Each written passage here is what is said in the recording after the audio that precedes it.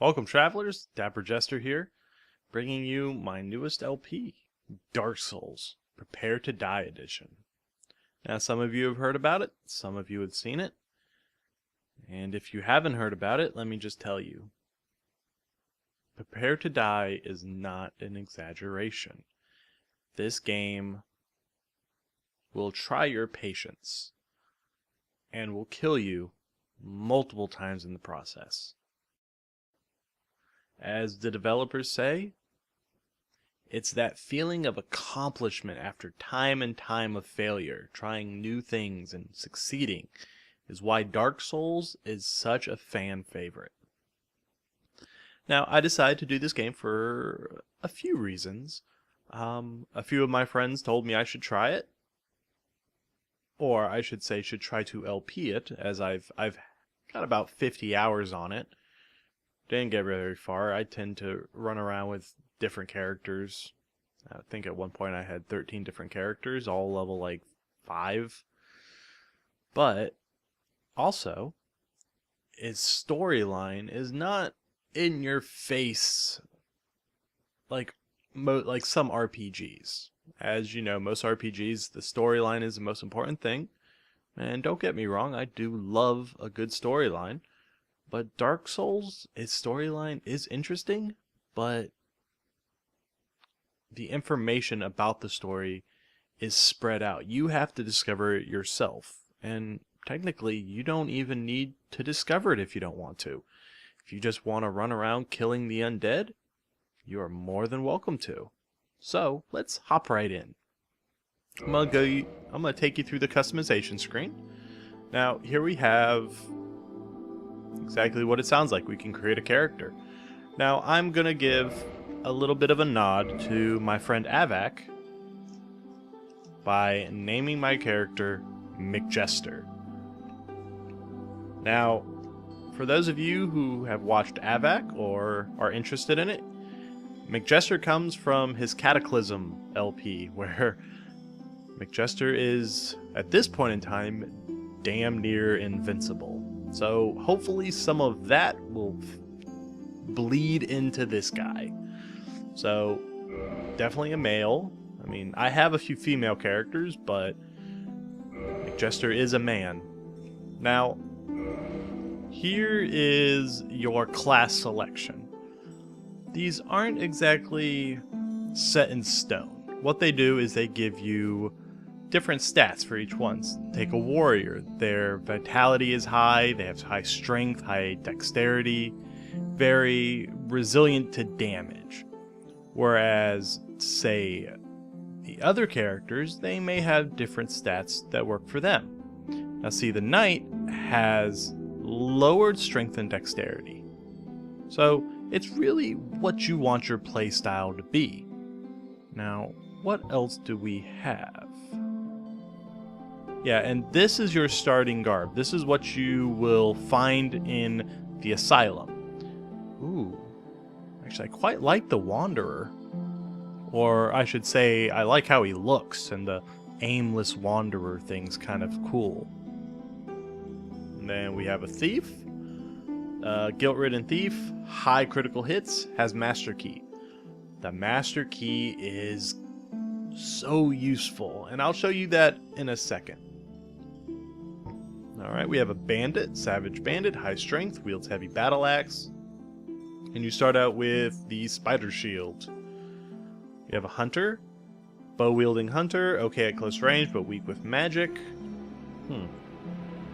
Sorcerer, Vinheim, Dragon School, cast Soul Sorceries. The Pyromancer, which will be the class I use. Cleric, which will heal. And the Deprived. The Deprived have nothing. They start out completely basic, 11, 11, 11 across the board. A stout piece of wood, 2 stout pieces of wood to protect them and to help him defend. But we will actually be going with the Pyromancer. The reason I like to use the Pyromancer, now, none of them are very high level. The Deprived is actually level 6, which I believe is the highest character, yeah. But I like to use the Pyromancer because he's got fairly good stats, but he's also level 1. I can build him up from the ground floor, which is what I like. And whether he does become like a Wanderer, or whether he becomes a Heavy Knight, will be up to me instead of choosing at the beginning. Also, you get Pyromancy early on, which is excellent for a lot of the bosses. Well, for a few of the bosses. It's useful, trust me. So we're going to go with Pyromancy. Now, the gifts you have here, we have Goddess's Blessing.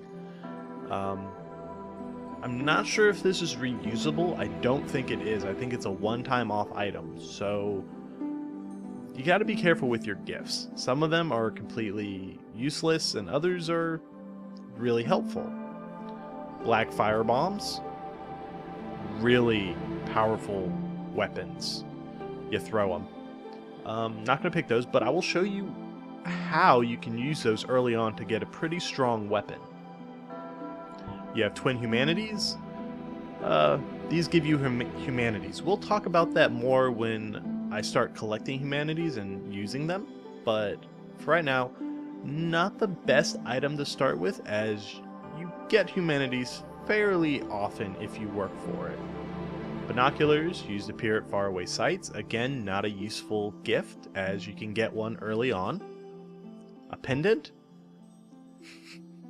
From what I've read, this is the game developers trolling with you. The pendant does absolutely nothing. But they never told you it didn't, so people assumed it did something magical. So, we're not going to be taking that. Master Key. This is what we'll be taking.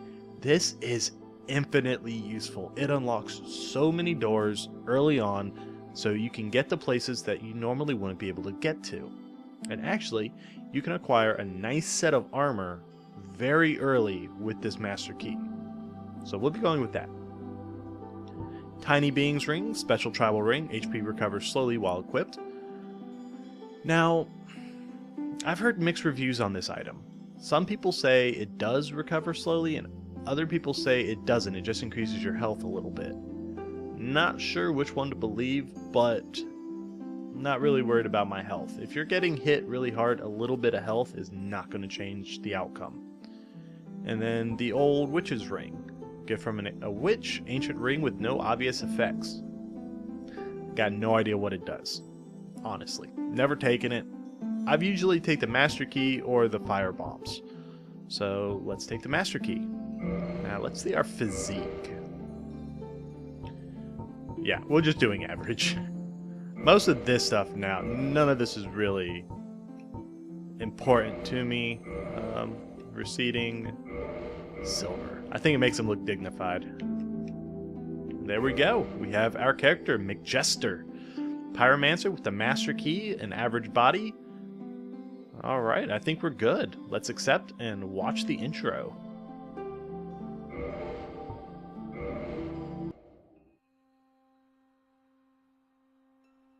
In the age of ancients, the world was unformed, shrouded by fog.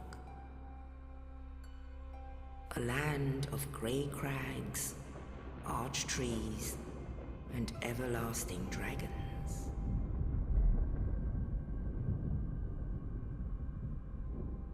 But then there was fire,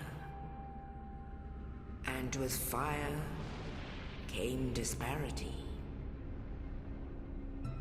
Heat and cold, life and death, and of course, light and dark.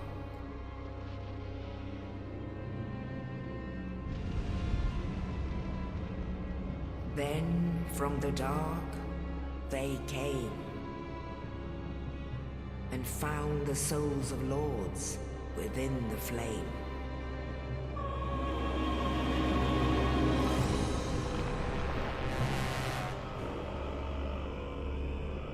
Nito, the first of the dead.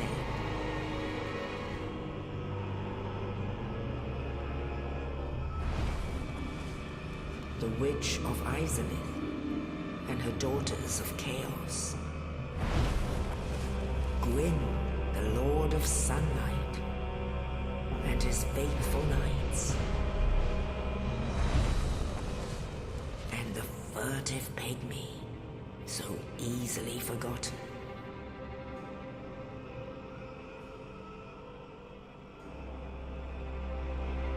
With the strength of lords, they challenged the dragons.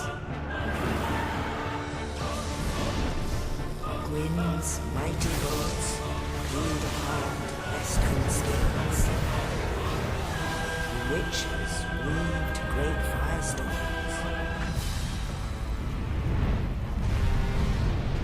Nito unleashed a miasma of death and disease. And Seath the Scaleless betrayed his own, and the dragons were no more.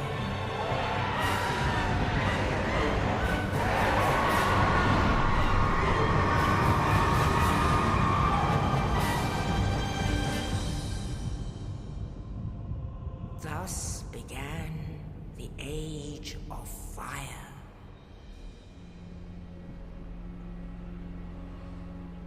But soon the flames will fade, and only dark will remain.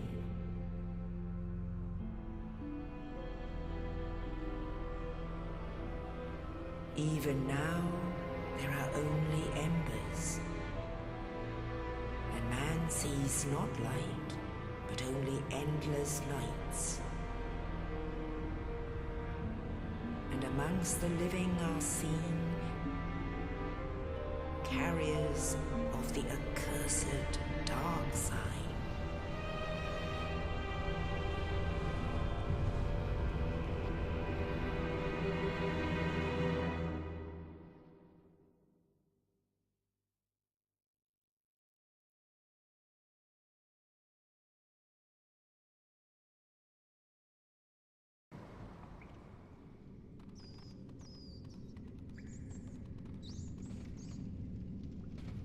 Yes, indeed.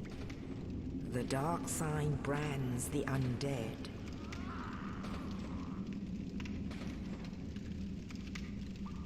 And in this land, the undead are corralled and led to the north.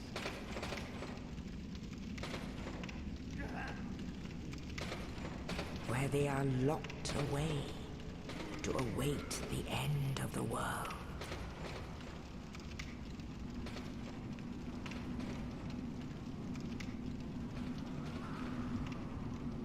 This is your fate.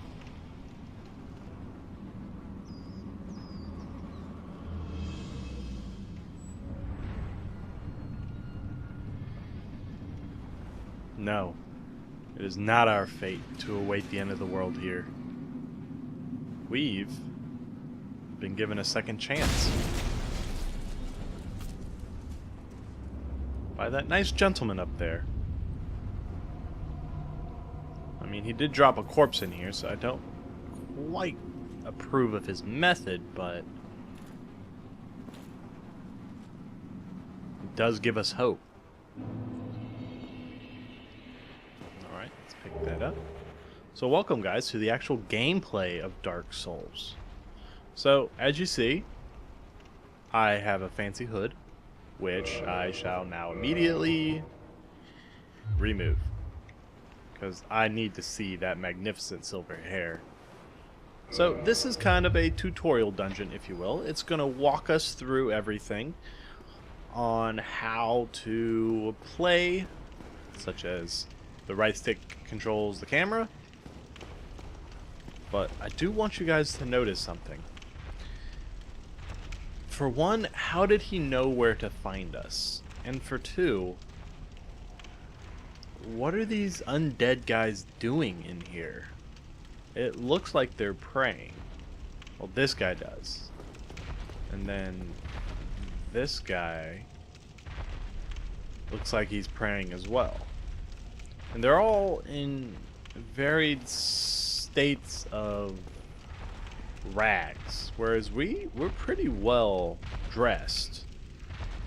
So I don't know quite how long we were in there. Alright, and then to attack is the right bumper. Now, as another nod to McJester, we're going to punch it to death. There we go. Hit him so hard it makes it sound like we're stabbing him. But there are going to be a few conditions to this LP. I will be doing no backstabbing, and other than that poor fellow there, anything that doesn't attack us, we in fact will not attack it. McJester is a noble gentleman who is here only to save the world, not to kill maliciously and without due cause. Not like that thing in there. That is an asylum demon. Nasty bugger. Luckily enough, we don't have to deal with him quite yet. Is that that's a bag over his head. Oh. Alright, and then you have a strong attack. Yep, so you can string together a group of short attacks. Let it load back up. Or you can do a mixed combo. Typically, you don't want to do your strong attacks unless you're certain it's going to land, because it can leave you defenseless. Yep, and then we can dash. Dashing helps quite a bit, but as you noticed, it does take away our stamina. And our stamina is what dictates if we can jump, if we can leap, if we can attack. It's very important. If you have low stamina, there's a good chance you're probably going to die quite often. Then, yep, we have a target. Target will come invaluable later on when you're trying to focus on specific monsters. Because otherwise, you have to follow the monster by yourself. With target, it will stick to it, and that way, you can focus on fighting instead of looking. Alright, everything go upstairs now. And like I told you, I am not going to fight anything that doesn't attack me. Because, I mean, honestly, look at this thing. Yeah, I know, he's ugly, he's hideous, I understand that, but he's not, he's in water, almost up to his neck. Though if he stood up straight, it probably would be more to his belly. But attacking him would be like attacking a puppy. Okay, the puppy's probably rabid, dead, and decaying, but still, I mean, he's about as defenseless as a puppy. He won't attack us. So we're going to leave him be. And unfortunately, leave him in that water. Alright. But we came out of a sewer, almost. That's where they've had us locked up for however long we've been here. Rest at bonfire, recover HP. But first, guys, look at that sky. Do you know the last time we saw sky like that, other than through that little grate? It's been far too long. I mean, it's gray, but it's still prettier than the ceilings down there. But here is a new mechanic. Well, not a new mechanic, but the next mechanic of the game. It's the bonfires. Anytime you see a bronze sword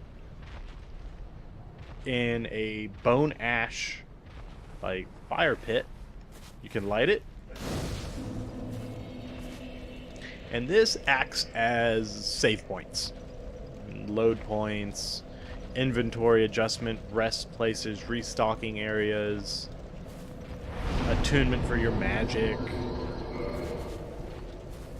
This is infinitely helpful. Now the thing to note is, when you rest, it restores all your magic, it restores all your health, it restores all your healing items, but in fact it also restores all the monsters. So don't think you can run through all the monsters, get to the boss, run back and heal, and come back fully healed. No. You have to make it on your own all the way there. So the trick is learning the best path, as well as learning when and how you need to heal, or just actually when you need to heal. But we'll get more use out of the bonfire later. Right now, all we could do was attune our magic, basically equipping your magic.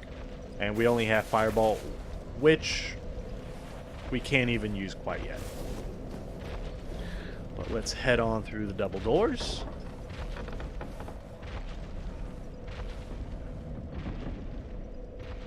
We come to this giant courtyard. Now there are a lot of... I could have sworn there was an item there at some point. Lots of jars. Nothing you can really do with them. There we go. I was wondering when he was going to come out. Welcome to the Asylum Demon's little brother. That big guy we saw downstairs, well, he picks on this guy for fun. Oh, hey, dodged ya. Now, this is one of the situations where you can't win. Well, you can win, but it's not going to be worth your time, at least if you're starting the game. If you've never played the game before, I'm going to try to stay alive while I talk about this. Alright, there we go. Alright, let's keep this here. Yeah, he can attack a lot of stuff. Alright, we'll just keep distance. So, you saw the damage I did. 2 to 4 damage. Far less than what he needs to kill him. But you can in fact kill him. You can do it. You gotta be good. And I have never been that good. I've spent a while trying to kill him with just the sword, which does about as much damage as your fists. Okay, you know what, dude? Let's just get the fuzzies. Wow. There is a way to defeat him, though. No, you know what? I'm staying here. I promise I'd do it. The easiest way to kill him? Fire bombs. You know those black fire bombs I showed you in the character creation screen? 3 or 4 of those things will kill him instantly. Well, not instantly. You've got to use 3 or 4 of them. Ah. You guys get to see me dead before the first... Oh, that's not a good sign.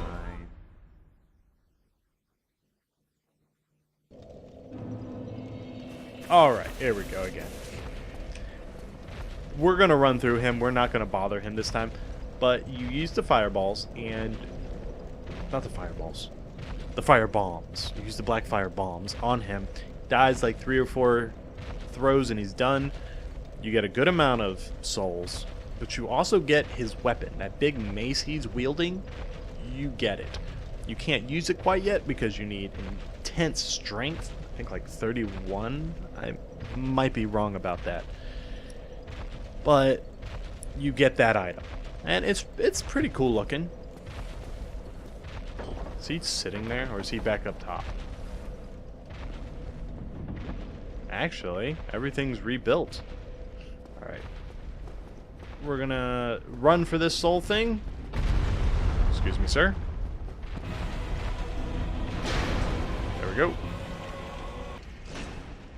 Ha. So yeah, you can kill him, and it is pretty cool to get it. But other than that, not much to do about that. But now, the thing you saw when I died, and I came back in, there was a little green thing floating there. Those are your souls. You see the bottom right, I have 20 right now. Every time you kill an enemy, every time you use a specific type of item, you collect souls, and they are the currency of the game. Now here's the catch. There is no bank for your currency. You carry your souls on you at all times. And if you die, they drop.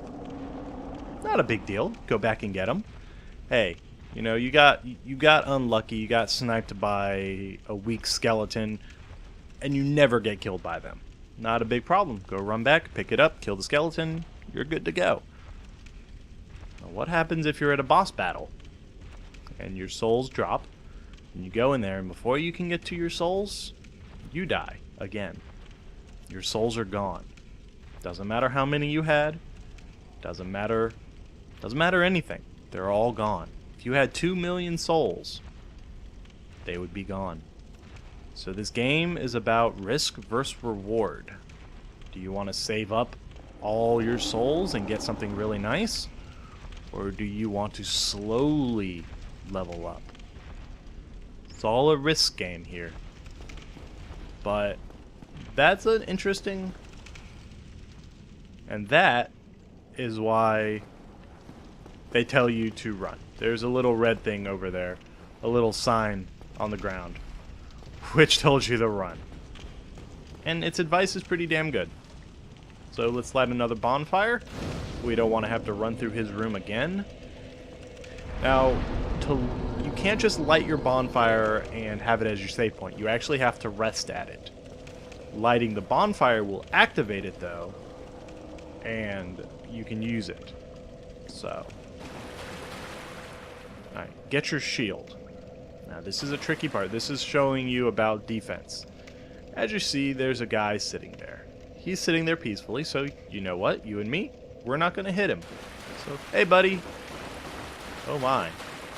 Yoink. Yeah, he's not friendly. So we'll get our cracked round shield. And we will... yeah. So that's just showing us how to equip. I'll show that off here. If you go down to your shields, you can actually carry... You can, in fact, equip 2 shields if you so choose. Or you can have your shield in your right hand and your sword in your left, if that's something you want to do.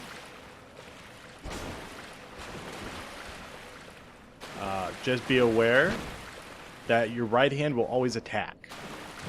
So you will attack with the shield. Which actually, I'm kind of interested in that.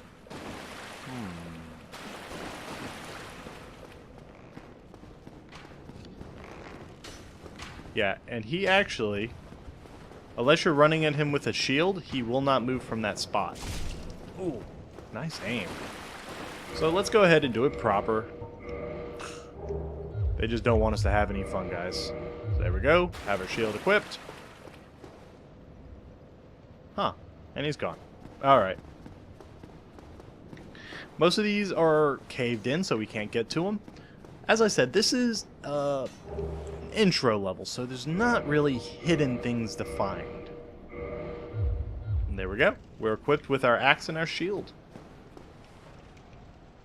And we can toggle weapons and items. There we go. Did I glitch you? But, as McJester's Code of Honor stated, he did attack us. And he gave us the right to attack. Ah, here we go. The white light, guys. This is a blessing and a curse at the same time. Past these fog walls, fog door, if you will, there can be a plethora of things. A boss or a new area we haven't explored. So you always want to be careful when you transverse it. Because if it's a new area, it disappears and you're fine.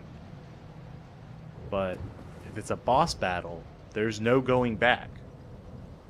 So be wary when you see those. Don't run into them willy-nilly unless you're positive of where it goes.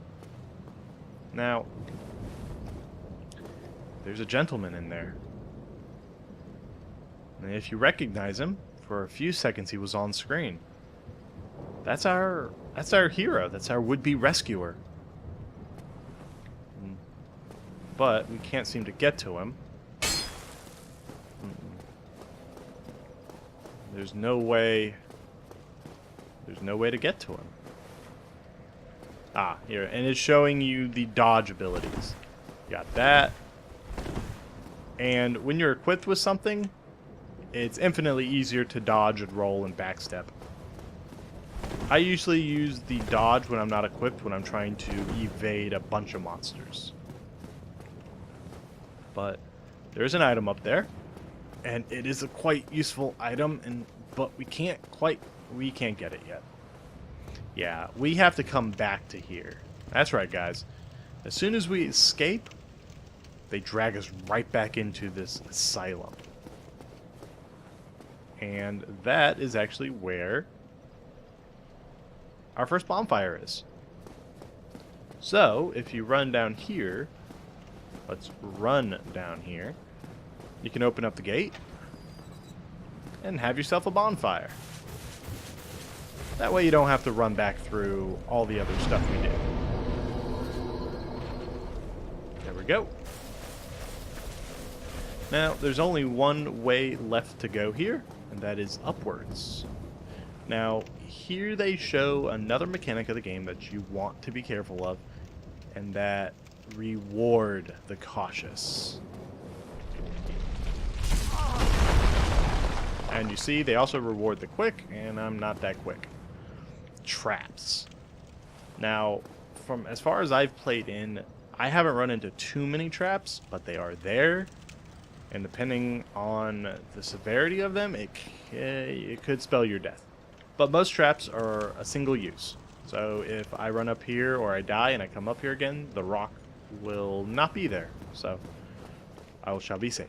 It shall sit there for the rest of days. Or till the end of days. It can replace me.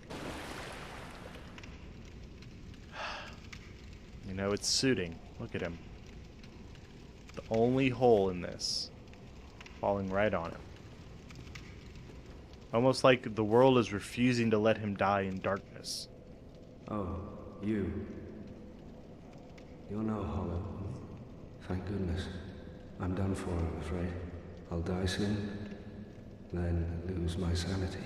I wish to ask something of you. You and I were both undead. Hear me out, will you? Of course. You rescued us. We were doomed to be in that cell, to turn into a hollow like all these other creatures. Of course we'll listen to you. Regrettably, I have failed in my mission.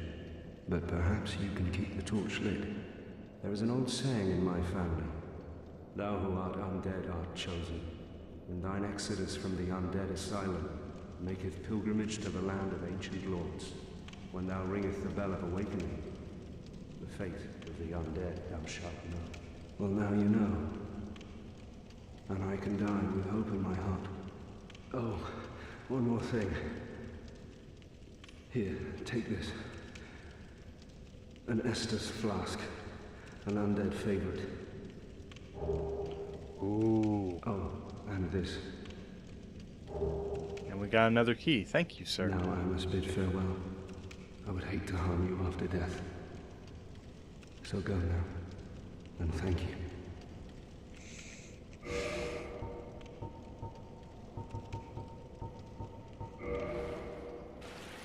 You are an honorable man, sir. We will do our best to fulfill your quest. Now, he gave us an Estus flask. These are your healing items. You chug it, and you get your health back. Now, mind you, you see there's a number there. 4. Or there was 5, now there's 4. You can only carry a certain amount of Estus flasks. And they recharge when you rest at a bonfire, but you can only have a certain amount at a time. So, if you go to a boss, and you only have one Estus flask, I advise you to figure out what you did wrong on the path to the boss, because the chances of you surviving are probably fairly low. Now, you can attack him, and you can take his soul. If you're a frickin' scoundrel, you can. But there is another trick if you want to collect souls without killing him. Just run up to about here, you'll hear a sword. Fortunately, he dies. But you get the souls. I mean... I wonder what happened to him. He was in good health when he saved us just a little bit ago, but something must have attacked him.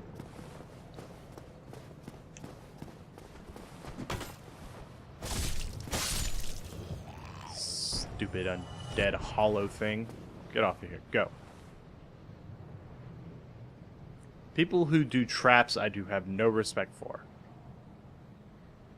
Okay. Alright. Let us use the gate key. Wield right weapon, two-handed. Aha, that's correct. I never do it. Now, now you can use any weapon two-handed. You can even use daggers two-handed if you so choose. There are perks and there are definite downsides. Now, a perk of them is increased damage. Now, as you've seen, I do about 30 damage with this. That's right, and then kick.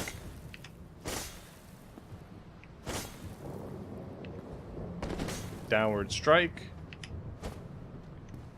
Alright. So, if you remember, we did about 32 damage. You double your damage.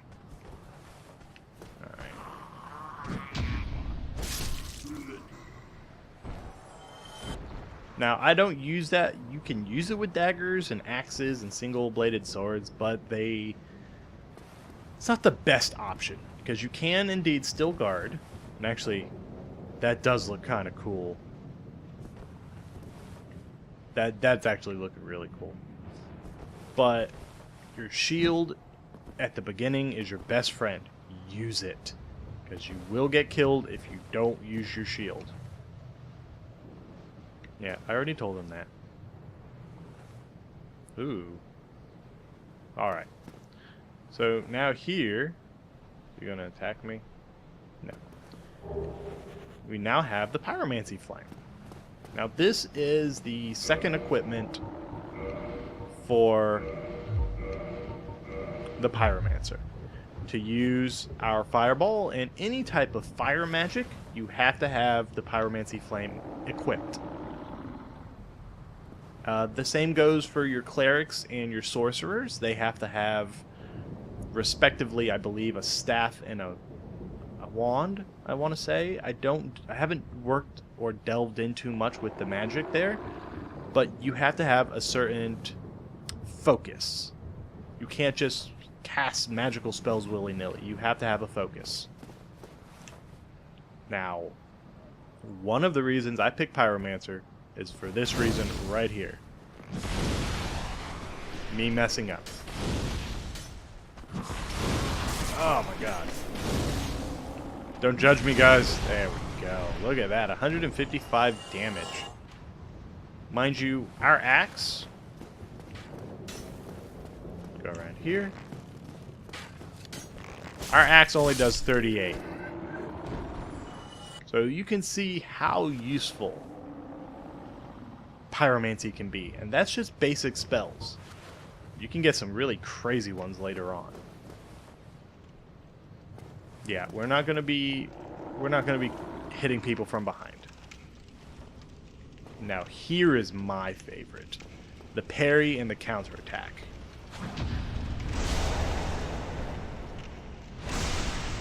Oh, I love that. And we got a waistcloth. Now, your parry and your backstabs, they actually give bonus souls. So they reward you for not just hacking and slashing away. Again, McJester does not attack people from behind. If you're going to fight him, he's going to have a weapon, you're going to have a weapon, end of story. And you'll be facing each other. End of story again. But...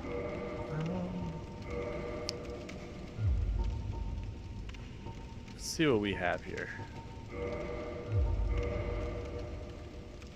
12.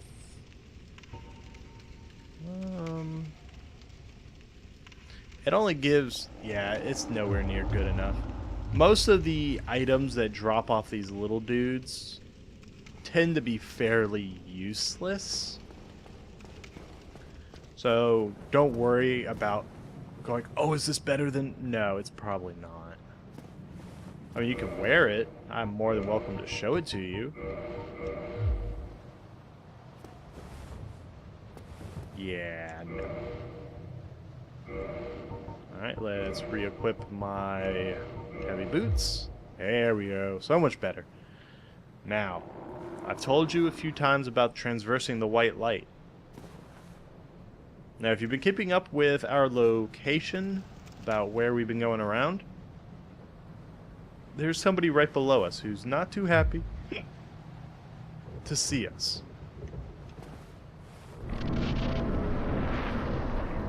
Yep, there he is. Now, don't wait too long on here. If you wait too long before jumping down onto the ground, he will attack you. He'll jump up there and knock it down, and what you saw was a plunging attack. Plunging attacks do a lot more damage than your regular attacks. And jump. And this guy's right here is why Pyromancy is OP'd.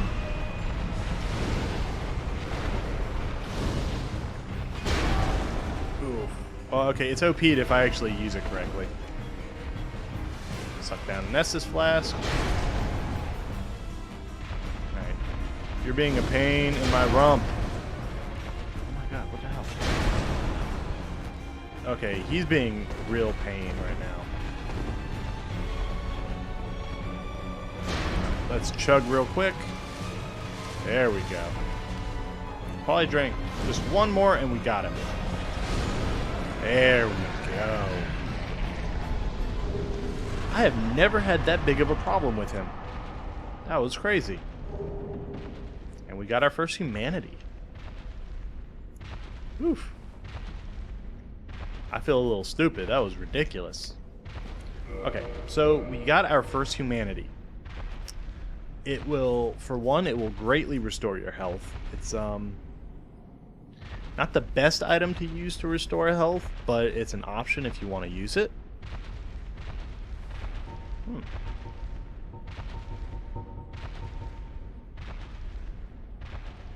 I've actually never used the Dark Sign before. Not the best thing to use if you don't have to use it. But what your humanity will do, once you use it, as you see, I now have a counter of 1 in the top left. It will allow us to become... It'll allow us to become human.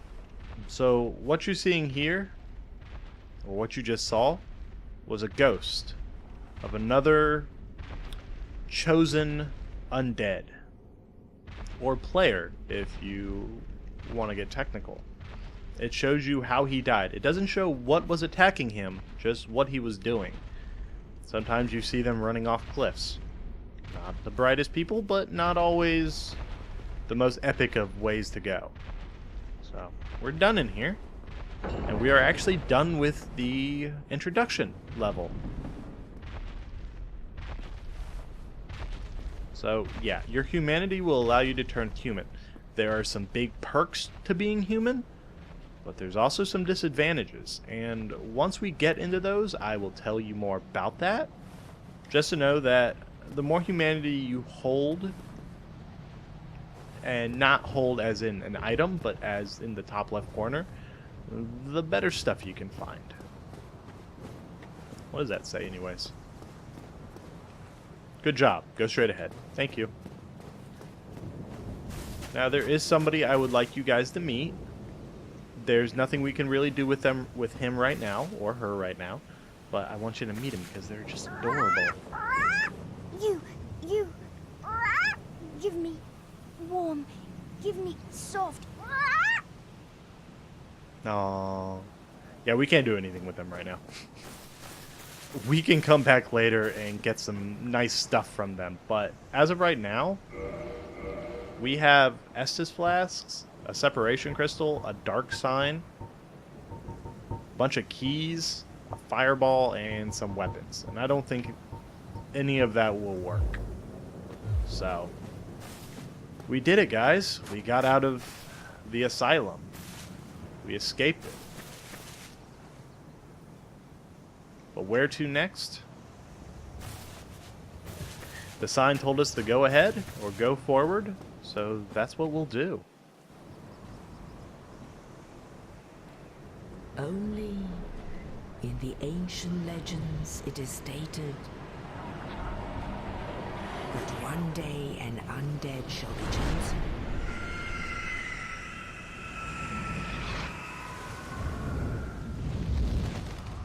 To leave the Undead Asylum in pilgrimage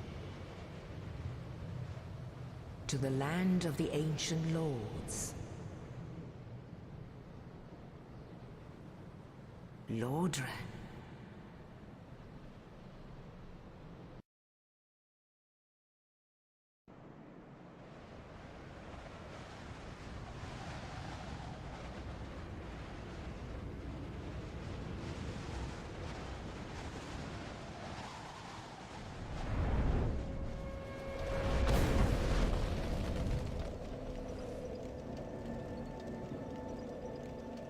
Well, we've arrived.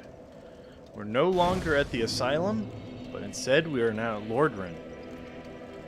And I don't want to admit this, but I just realized this is probably like the 30th time I've seen this intro.